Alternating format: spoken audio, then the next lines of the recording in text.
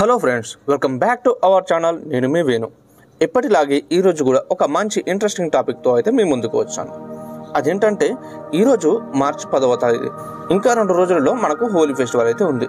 So ఈరోజు మనం హోలీ పండుగ గురించి పూర్తి వివరాలు తెలుసుకుందాం. ముందుగా మీ అందరికీ ఒక రిక్వెస్ట్, మన ఛానల్ ఫస్ట్ టైం కనుక విజిట్ చేసినట్లయితే దయచేసి మన ఛానల్ని సబ్స్క్రైబ్ చేయండి. అలాగే ఈ వీడియోని ఎక్కడ స్కిప్ చేయకుండా చూసి నచ్చితేనే ఒక లైక్ అయితే వేయండి.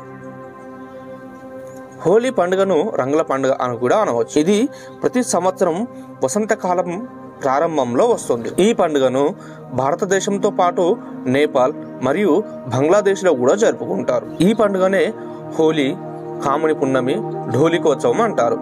ఇలా ఈ పండుగకి 3 పేర్లు ఉన్నట్లే వేరువేరుగా ఒక 3 కథలైతే ప్రాచుర్యంలో ఉన్నాయి.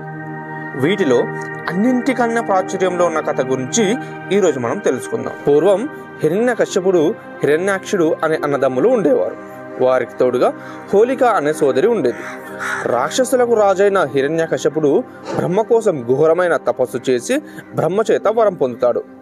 ఆ వరం ఏంటంటే అతడిని పగలు లేదా రాత్రి సమయంలో ఇంటి లోపల లేదా బయట, భూమి పైన లేదా ఆకాశంలో మనుషుల వలన కానీ, జంతువుల వలన కానీ, అస్త్రముల వలన కానీ, శస్త్రముల వలన కానీ చావు లేకుండా వరాన్ని పొందుతాడు.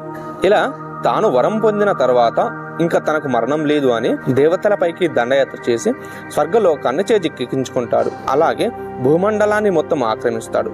దేవుళ్ళు ఎవరు లేరు, నేనే మీ అందరికీ దేవుడిని, మీరు అందరూ నన్నే పూజించాలి అని అందరినీ ఆజ్ఞాపిస్తాడు. కానీ పాపం అతని దురదృష్టం, అతనికి ఒక కొడుకు ఉండేవాడు. అతని పేరు ప్రహ్లాదుడు. ఇతడు ఆ నారాయణుడి యొక్క పరమ భక్తుడు. తన కొడుకే తన శత్రువుకి భక్తుడిగా మారడం జీర్ణించుకోలేకపోతాడు. పరిపారి విధాలుగా తన కుమారుడికి చెప్పి చూశాడు, కానీ లాభం లేకపోయింది. చెప్పి విసుగు చెందిన హిరణ్యకశపుడు తన కుమారుడిని వధించాలి అని నిర్ణయించుకుంటాడు. మొదటిగా తన కుమారుని విషమిస్తాడు. అది కాస్త విష్ణుమాయ చేత అమృతంగా మారుతుంది.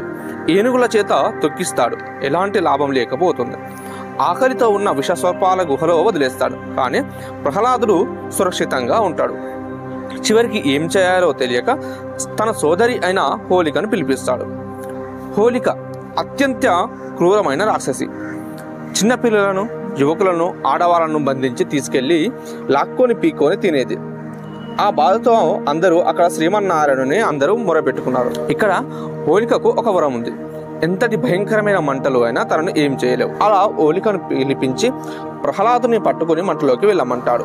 అలాగే తాను ప్రహ్లాదుని పట్టుకొని మంటలోకి వెళ్తుంది. విష్ణు మాయ వలన ప్రహ్లాదుడికి ఏమి కాకపోగా హోలిక ఆ మంటలోనే దహనం అవుతుంది. అలా హోలిక అనే రాక్షసి చనిపోవడం వలన ప్రజలు రంగులతో సంబరాలు చేసుకోవడం మొదలుపెట్టారు. మరియు అదే రోజు సాయంత్రం హోలిక బొమ్మను తయారు చేసి హోలిక దహనం చేస్తారు. అలా ప్రతి ఏటా హోలిక దహనను హోలీ పండుగగా జరుపుకుంటాం. సో ఇది స్టోరీ. కానీ ఇక్కడ అసలు ప్రహ్లాదుడు ఏమయ్యాడు అని మీకు డౌట్ రావచ్చు. మీకు ఇంట్రెస్ట్ ఉంటే ఈ స్టోరీ కూడా ఇప్పుడే చెప్తా వినండి. అలా హోలిక చనిపోయిన తర్వాత ఇంకా కోపంతో అనేక విధాలుగా ప్రహ్లాదుని చంపాలని చూస్తాడు.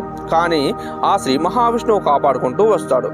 ఇలా విసిగిపోయిన హిరణ్యకశ్యపుడు తన చేతులతో ప్రహ్లాదుని చంపాలని ప్రయత్నిస్తాడు.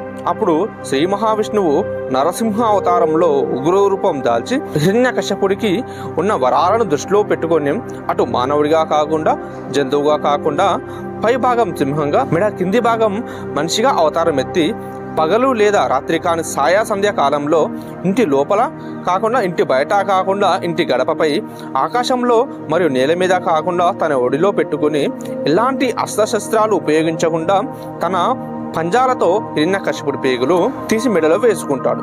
అలా హిరణ్యకశ్యపుడు మరణం జరుగుతుంది. సో ఇది టోటల్ స్టోరీ. నా ఎక్స్ప్లెనేషన్ కనుక మీకు నచ్చినట్లయితే దయచేసి ఈ వీడియోకి ఒక లైక్ వేసి, అలాగే మన ఛానల్ని సబ్స్క్రైబ్ చేసి మన ఛానల్కి అయితే సపోర్ట్గా ఉండండి.